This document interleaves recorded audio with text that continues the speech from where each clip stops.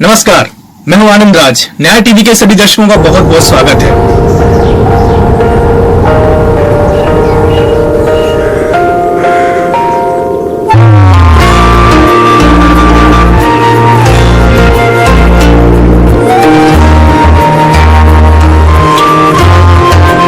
PM Narendra Modi ने doctors day के मौके पर इंडियन मेडिकल एसोसिएशन से आह्वान किया है कि वे योग के फायदों को लेकर रिसर्च करें।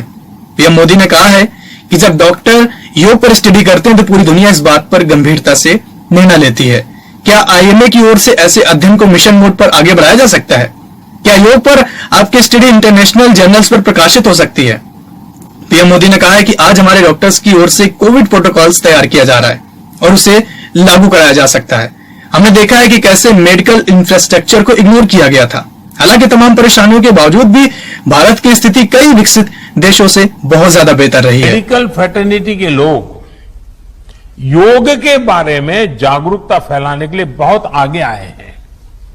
योग को प्रचारित प्रसारित करने के लिए जो काम आजादी के बाद पिछली शताब्दी में किया जाना चाहिए था, वो अब हो रहा है। इस कोरोना के काल में योग प्राणायाम का लोगों के स्वास्थ्य पर किस तरह सकारात्मक प्रभाव पड़ रहा है, पोस्ट कोविड कॉम्प्लिकेशन से निपटने में योग किस तरह मदद कर रहा है, इसके लिए आधुनिक मेडिकल साइंस से जुड़े कई संस्थानों द्वारा एविडेंस बेस्ड स्टडीज कराई जा रही है। इस पर आप में से कई लोग काफी समय दे रहे हैं।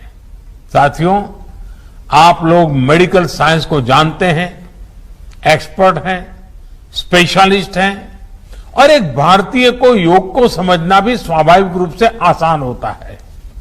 जब आप लोग योग पर स्टडी करते हैं तो पूरी दुनिया इसे बहुत सीरियसली लेती है। क्या आईएमए इसे मिशन मोड में आगे बढ़ा सकती है? योग पर एविडेंस बेस्ड स्टडीज को साइंटिफिक तरीके से आगे ले जा सकती है। एक प्रयास ये भी हो सकता है कि योग पर स्टडीज को इंटरनेशनल जर्नल्स में पब्लिश किया जाए, उसे प्रचारित किया जाए। मुझे विश्वास है कि ये स्टडीज दुनिया भर में डॉक्टर्स को, अपने पेशेंट्स को योग के बारे में और जागरूक करने के लिए भी प्रोत्साहित करेगी। साथियों, जब भी हार्ड वर्क, टैलेंट और स्किल की बात आती है तो इनमें आपका कोई मुकाबला नहीं है।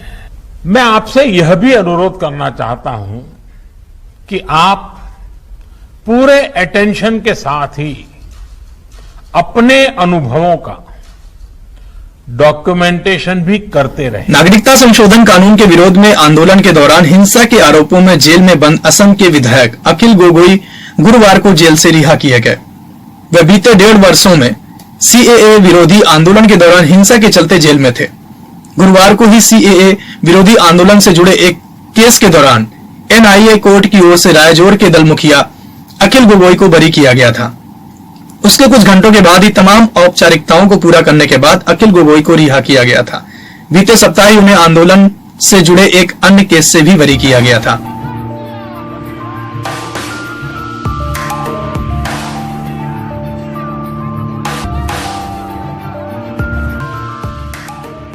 There was an FIR registered in the Chanmari police station against the accused Akhil Gogoi and 4 other accused, wherein it was stated that Akhil Gogoi has some link with Maoist organization and the other 3 accused also had some link.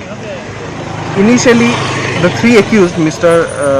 Dhajya Kumar, Manas Kumar and Bitu Sunwal, got bail in the matter.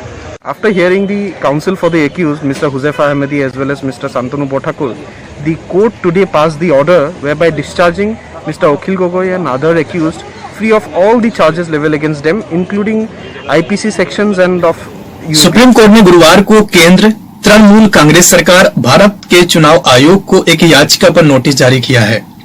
याचिका में पश्चिम बंगाल में चुनाव के बाद की हिंसा की जांच के लिए विशेष जांच दल से कराने की मांग की गई है।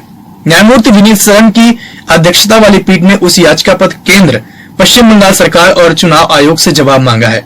आपको बता दें कि इसमें चुनाव के बाद हुई हिंसा से पीड़ितों और उनके परिवार वालों के लिए मुआवजे की मांग की गई है। दिल्ली हाईकोर्ट ने दिल्ली पुलिस को इस्लाम कबूल करने वाली इस महिला को उस वक्त तक संरक्षण देने का निर्देश दिया है जब तक हाईकोर्ट की नियमित पीठ 5 जुलाई को इस मामले में सुनवाई नहीं कर लेती। यूपी की एक महिला ने इस्लाम धर्म कबूल कर लिया था और उसने सुरक्षा के लिए दिल्ली हाईकोर्ट का रुख किया है।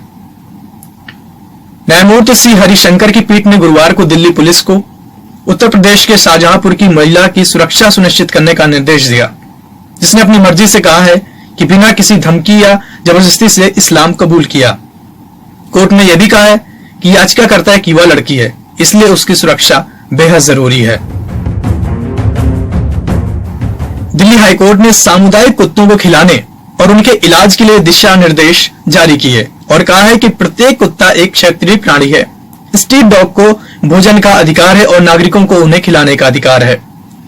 न्यायमूर्ति जे आर मिधा की एकल न्यायाधीश पीठ ने कहा है कि सामुदायिक कुत्तों को भोजन का अधिकार है और नागरिकों को सामुदायिक कुत्तों को खिलाने का अधिकार, लेकिन यह अधिकार का प्रयोग करने से सावधानी बरतनी चाहिए ताकि यह सुनिश्चित हो सके कि यह व्यक्तियों का समाज के लिए दूसरों का नुकसान, बाधा, उत्पीड़न के माध्यम से किसी के अधिकारों का उल्लंघन नहीं होना चाहिए।